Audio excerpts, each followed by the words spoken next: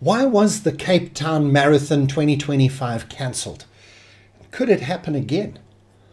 My name's Graham Codrington. This is ThrowForward Thursday, where every week we jump into the future, see if there are any lessons that we can learn.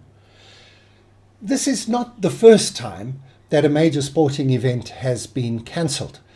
19th of October 2025, Cape Town experienced a massive wind gush gale through the night, and at just before 5 o'clock in the morning of the 19th of October, the organisers of the Cape Town Marathon made what must have been an incredibly difficult decision for the safety of staff, volunteers and runners to cancel the event. Incredibly disappointing. I'm wearing my London Marathon t-shirt from 2020 because after many years of being in the ballot, I had finally got an entry to the London Marathon. Super excited. I think it would be my third or fourth marathon, all ready to go. And well, we know the history, right? COVID. And COVID stopped that marathon. In fact, most marathons and most major sporting events that year, we remember it well. Here in season 6 of ThrowForward Thursday, though, we are looking back at some of the predictions we've made over the last 4 years of doing these weekly episodes. And all the way back in episode 11, we talked about climate change for the first time. We've dealt with it in many different ways over the years. But all the way back, and we'll put a link in the show notes so you can go and look for yourself. But episode 11, I was able, the team encouraged me to go back to high school drama class and to use a little bit of the Jonathan Pye, the British comedian, his approach to news making. And I sort of pretended to storm off of the recording and throw my hands up about climate change.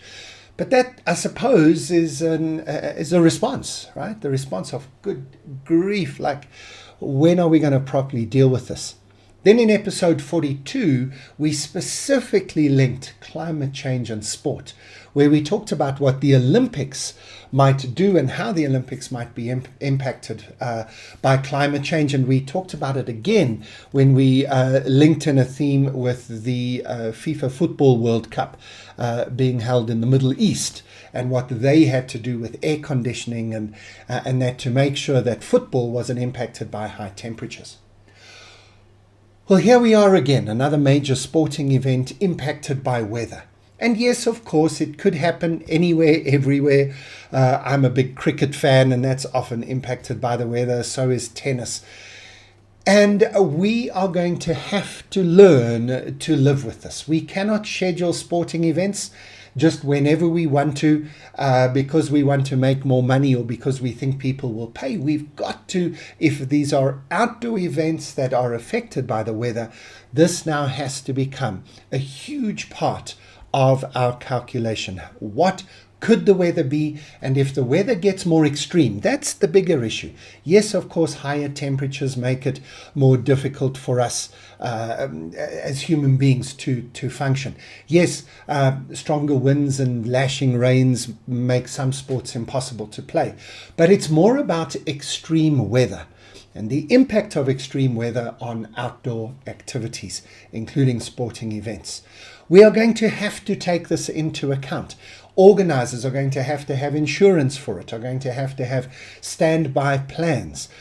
It can't just be good enough to just cancel the event and then there's no payout, there's no refunds. That's not a criticism of Cape Town Marathon this year. It's just saying we have to be thinking that this is now much more of a possibility in the future.